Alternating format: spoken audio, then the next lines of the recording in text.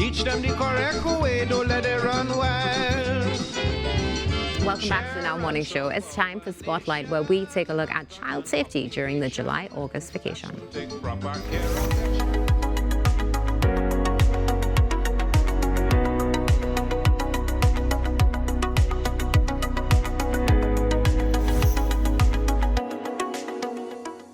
Inside your Spotlight this morning, we are focusing indeed on child safety during the July-August vacation. To do that, I welcome psychologist from the Children's Authority of Trinidad and Tobago, Krista Ali. Good morning to you, Krista. Good morning. Welcome back.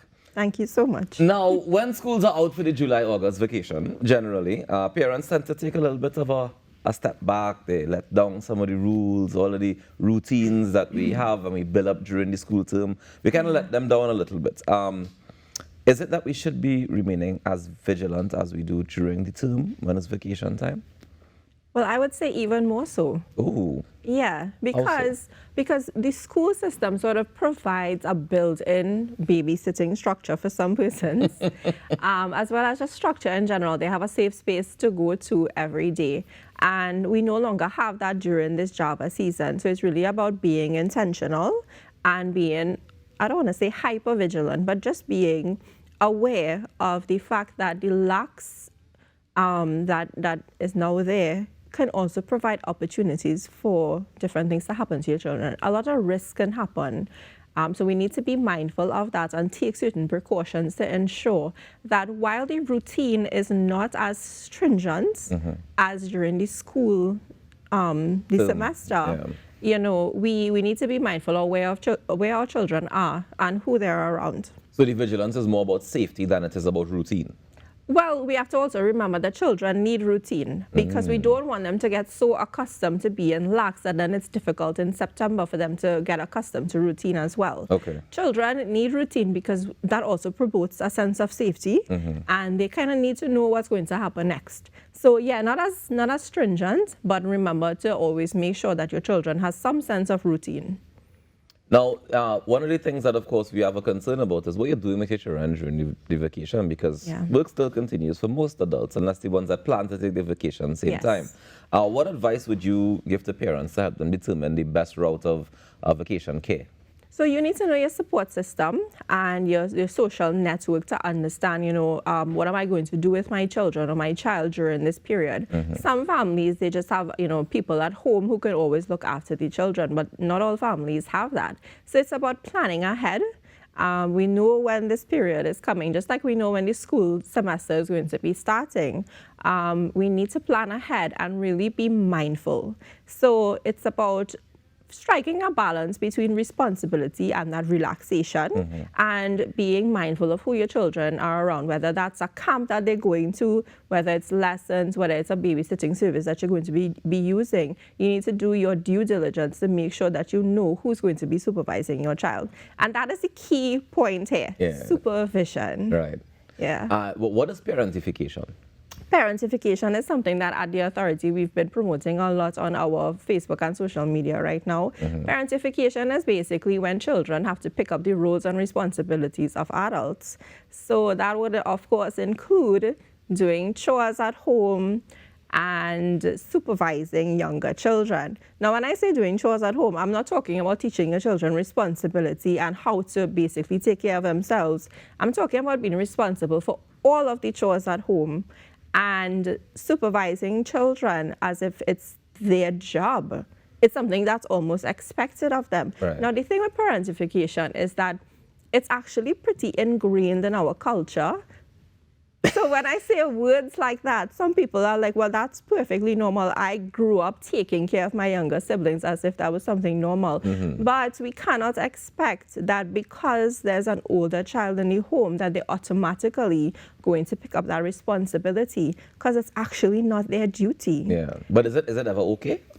To some extent, yes, because you're teaching them, you know, how to do certain things. They're learning responsibility. They're learning how to navigate the world in a sense, but it's a thin line and it's a bridge that we need to be mindful of not to cross in terms of them being too responsible for things at home, because at the end of the day they are also children, and they need to also enjoy that experience. I mean, how do you find where that balance is between responsibility and, you know, enjoying your life, but being responsible for, I want to teach you responsibility. I want to teach you to be responsible for yourself, for your surroundings, for the house that you are living in, that you're living in rent-free for the most part.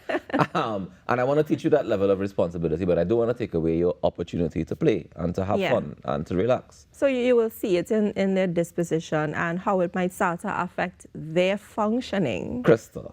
Yeah. Any teenager that you give duties to do, they're going to look like the world coming to, and they don't want to do it. All they want to do is play. And even younger than that, they don't want to do any of the work. So from the time they talk about disposition, from the time you tell them to do anything, the disposition going to be, oh gosh, this is the worst thing ever. And then you as the adult need to do some reflecting on what exactly is happening, right? So when I say the disposition of the child, what you might actually start seeing is a shift in their actual behavior. So like you might start seeing that they're becoming a lot more withdrawn, very angry and lashing out. Okay. So, you know, it's not just about the teenage angst that I'm talking about. I'm talking about real changes in your child that you can tell that it's actually affecting their development and their functioning. So instead of them being able to actually enjoy just being a child and behaving like a child, including displaying teenage angst, they are almost like little adults. And I have seen that. I have seen that in very little children where, you know, they are wiping the mouths of the younger children outside. They're always looking after them, and they just don't seem like little children. You know, and that's not okay. But is that something that is taught to them, that you have to behave this way? Or is it sometimes, because I've seen it where the parents are like, I don't know where they get this behavior from. Like they always want to take care of somebody, they always want to be there for somebody. And it almost seems like they're taking on that role for themselves. So we have seen that little children are very nurturing, right? So we see little girls with their dolls all the time. It's almost like they have a little baby. It's something that is very natural. But they tend to grow out of that as they get a little bit older and they discover different things to do outside. Right. So it's about, again, it's just about being mindful of what it is we have our children doing and being intentional, you know? So the teenagers in the house cannot be picking up all of the responsibility of the adults. Right. Another thing, like another aspect of parentification is being the emotional support for the adults in the home. So we're not supposed to have mothers or fathers using their children as an emotional crutch and venting to them everything, you know, because then they start absorbing that energy and the dynamic is shifting and it changes. That's too much for children. Yeah. And is that close to spousification as well, when it's a single parent home, for example, and you have that child who picks up that role or responsibility? Yes, that actually can turn into various forms of abuse that is actually quite common. Tell me about some of the dangers or the hazards that we don't often think about at home. Right. So, I mean, we always talk about the serious medications that we might have and the poisonous substances, but we don't think about the fact that basic medication that you can have around the household, like Panadol and cough syrup, those things could actually be mixed and cause a lot of harm to a child.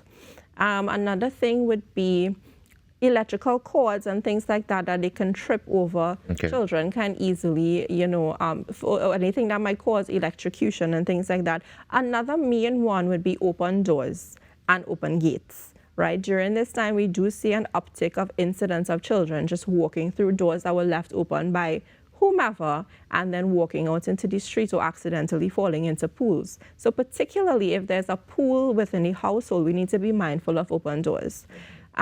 One thing that I would like to mention at this point is that one of the major hazards that we can have in our house that you're not really paying attention to is the people.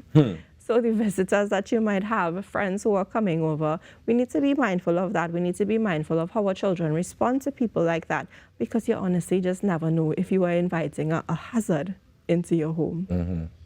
What signs should we look out for in terms of the people? That's the thing, right? They blend in so well. Yeah. Right? When we talk about predators and when we talk about groomers and things like that, they tend to blend in very well. But you'll see little things, and then you'll actually see it the most in how your children respond to people. So again, as I always say every time I come here, communication is key, and having that dialogue with your children where they can feel safe to come to you and say anything and not be met with a negative response is honestly... Or impatience. Yes, that is honestly the most important thing that I can say to the public this morning. Having that relationship with your child is honestly the most important thing. Yeah, so that when they tell you something, you can believe them. Yes. And understand where they're coming from at the same time. But then again too, right? So like just in terms of predators in your home, they will find little opportunities to always be alone with your child. Right. And that's a major red flag to look out for. Okay. We've given a lot of advice to parents this morning. Do you have any advice that you would, if you were to give to the children directly? To the children directly is that we need to be mindful, and well, adults also need to help children learn how to be safe. So in that, children need to remember those tools and to actually use them. So it's about teaching children from a very young age about, well, firstly, what is my full name? What is my address? What is a phone number for one of my parents who can be contacted, or a safe or trusted person? And it's about children being mindful to use those things and to just be aware of their surroundings and to be vigilant and to just, have those trusted adults and use them as a safe space. If you try one person and they don't listen, try another one. Yeah. I wanna jump back to the teenage years, right? Because one of the things that happens sometimes, and I've seen it in different generations, is where these kids can lock themselves in a room for days at a time playing video games or whatever they're doing in the room. Are there dangers involved in that? Should we, as parents, be concerned about when we see them always up in their room, always want to be alone? Even if you say we have a good communication and you're normal, but you just like to play games. Is there any danger in that?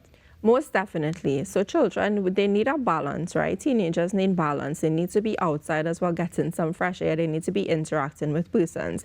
The trouble with them locking themselves in the room like that is that sometimes you actually have predators inside of there and you don't know, via all of these devices and these games that they are playing. So us as parents, we need to be mindful of that. We need to know what our children are doing and the dangers that actually present from that type of behavior. So it's about being mindful as well and setting really strict rules and boundaries, right? Because children need that. They can't just be allowed to be in their room all the time. There need to be set times when they have to come outside. They need to be open to you seeing what they're doing, and you as the adult need to set the tone of that in the house, particularly from a younger age, because you'll find that if you allow your child to just be doing that, it becomes much more difficult to undo that as the years go by. Most definitely. Before we wrap, Krista, I want you to reiterate some of the challenges, or why it's not a good idea to leave your children under the age of 18 home alone or home supervising younger children. So there's so much dangers with that, and I know that this one is always a touchy subject. That's why I asked you to talk about this again. Again, yes, the thing is, right, if you leave your children home alone, or you leave like a teenager supervising the other children, and let's say the neighbor makes a report and say there's a bunch of children that's home here by themselves and the mother or father is gone, police can show up by your door and arrest you for child abandonment. And I've literally seen that happen. So we need to be mindful of that. Yes, sometimes it is okay, but we need to be mindful of the duration of time that this is happening for, the needs of the children. How old is the eldest child who's going to be supervising the children? How much children are they supervising? And are there, is this child responsible, mature? Is there any special needs children in the home where they require a certain level of attention and care? All those things need to be taken into consideration. So I'm not saying that it can't happen for short durations where there's a lot of safety measures put in place. I'm just saying that can't be the option. Yeah. Find better options during the vacation period. Krista, thank you so very much for joining us this morning. Always a pleasure. You're welcome. Ladies and gentlemen, that's Krista Ali, psychologist at the Children's Authority of Trinidad and Tobago, sharing with us some safety tips for you and your children during this July-August vacation. We'll take a quick break and we come back with more in our morning show. Stay tuned. Soon there will be men and women. Soon you will be old and bent. Teach them the correct way, don't let it run wild. Parents of our nation have got an obligation.